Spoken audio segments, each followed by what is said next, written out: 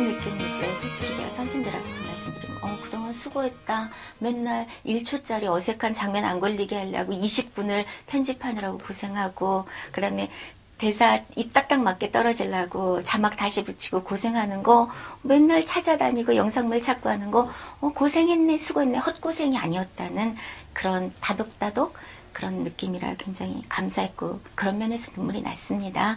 그리고 두 번째는 학생들한테 감사하죠. 그렇게 받아들여주는 역시 순수하고 깨끗하고 착하고 열정적인 대학생들이기에 가능했던 게 아닌가. 그리고 더 중요한 것은 다른 모든 저도 포함해서 모든 선생님들이 항상 고민해야 되는 것은 내용이 충실해야지 되지 않을까 싶습니다. 그래서 여러 가지로 저는 운도 좋았고 뭐든 그래서 감사할 뿐이죠. 더 잘 가르치겠습니다. 몇 년 전부터 우리나라를 거의 들끓게 했던 화두가 있죠. 웰빙. 그런데 그 웰빙이라는 게 초점이 주로 어떻게 하면 잘 먹느냐, 주로 유기농이라든가 그런 쪽에 맞춰 있었어요. 그런데 그 한편의 반대편을 보면 OECD 국가에서 자살률 1위라는 게 몇 년 동안 계속되고 있었고요. 그리고 더 제가 놀라웠던 것은 전 연령대별 그 자살률이 1위를 차지하고 있었습니다. 그렇다면은 우리나라 국민들의 삶이 그렇게 희망적이거나 아름답다고 말하기 힘든 상황이었죠. 그런데 그게 만약에 대학생들은 비껴가는 것이냐, 그게 아니라 대학생들에게도 여지없이 적용된다는 거였습니다. 대학생들의 인식이 그 국가와 민족의 미래를 좌우하는 것이라 정말 중요한 것이었죠. 그리고 사실은 생각하면 죽음과 젊음 대학생은 정말 안 어울리는 것 같아요. 근데 우리의 삶은 그게 현실이었고요. 그렇다면 사실 다른 과목에서들도 이미 의학이라든가 철학이나 법학 그쪽에서는 죽음에 관한 얘기들이 다뤄지고 있었어요.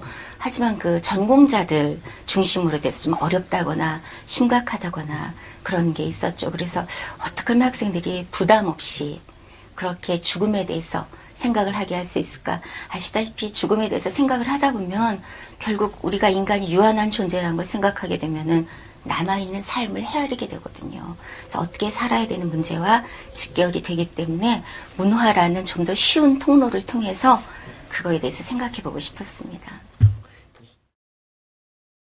근데 사실 학생들의 차이보다는 제 차이가 제일 컸던 것 같아요. 제가 처음에 시작할 때는 제 자신이 굉장히 좀 힘들어했어요. 심각했고 그리고 너무나 제가 겁에 질려 있는 학생들이 제대로 받아들일 수 있는가 그런 문제에 대해서 그리고 학생들 경우는 처음보다는 사실 캠퍼스별 차이가 좀 더 큰 것 같아요. 학생들 성향이라든가 그런 것 때문에 그런데 이번 학기를 지난 학기 학생들하고 비교하자면 자연과학 캠퍼스 학생들인데 놀라울 정도로 반응들이 아주 생생합니다. 흔히 말하는 그 리액션 방청객 모드가 될 정도로요. 그리고 학생들이 과제 수행도 정말 열심히 하고 그래서 저는 학생들한테는 더 이상 바라는 게 없을 정도로 감사하죠. 80명이나 되는데도 일일이 눈길 맞추면 서로 다 맞추려고 노력들 해주고 감사할 뿐이죠. 사실 학생들이 처음에 강의를 선택할 때 엄청난 무슨 사명감이라든가 그런 걸 선택하는 게 그렇게 많지 않아요. 그러니까 시간대가 맞는다든가 친구 따라 강남 간다거나 그런 경우가 굉장히 많이 있거든요. 그래서 처음에 이렇게 가볍게 생각하고 들었다. 죽음이란 무엇인가, 인생이란 무엇인가 하고 그런 주제에 딱 마주치면 후회의 빛이 역력해요. 내가 그걸 왜 선택했을까 하는 듯한. 그런데 저는 학생들한테 과제를 굉장히 많이 부여를 하거든요. 다양하게. 그런 과제를 수행하면서 학생들 스스로가 변해가요. 그리고 이제 학생들 그거는 평가 부분에서도 제가 확인을 하는 건데 본인들이 뭐라고 해야 책임감 있는 어른으로 성숙한다고 하나요? 결국 아무리 옆에서들 가르쳐주고 뭐를 던져줘도 내 삶의 주인은 어떤 영화를 찍느냐 작품을 그리느냐는 본인들이란 것을 깨달아가는 것 같아요. 그리고 아까 어떤 학생 얘기를 하셨는데 첫 학기 때 저를 가장 당황시킨 학생이 있었어요. 중간고사가 끝나고 잠수를 속칭 잠수를 탄 거예요. 저한테 문자를 뭐라고 남겼냐면 정말 결국은 죽는 인생인데 이렇게 아득바득 살아서 뭐 하느냐. 그래서 그거에 대해서 생각을 하겠다면서 3주간 나타나질 않았었습니다. 저는 종교도 없는 사람이 초점과 그런 것에 날마다 눈물로 기도를 드렸어요.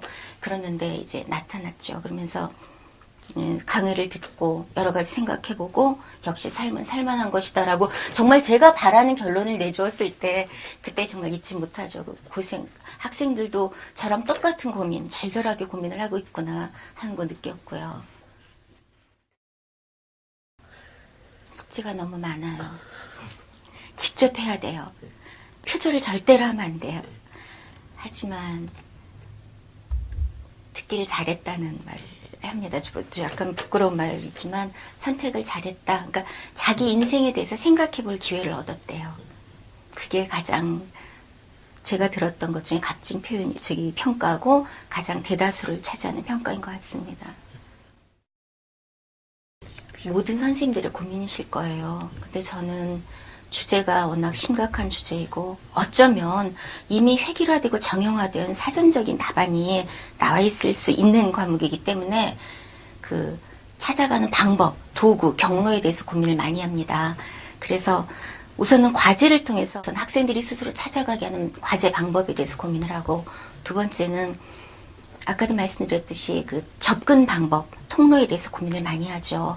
그래서 문학작품이라든가 영화라든가 만화라든가 뉴스, 다큐, 동영상 그런 것을 그래서 사실은 제가 강의안 준비할 때 영화 편집이 정말 90%를 차지할 정도로 많습니다.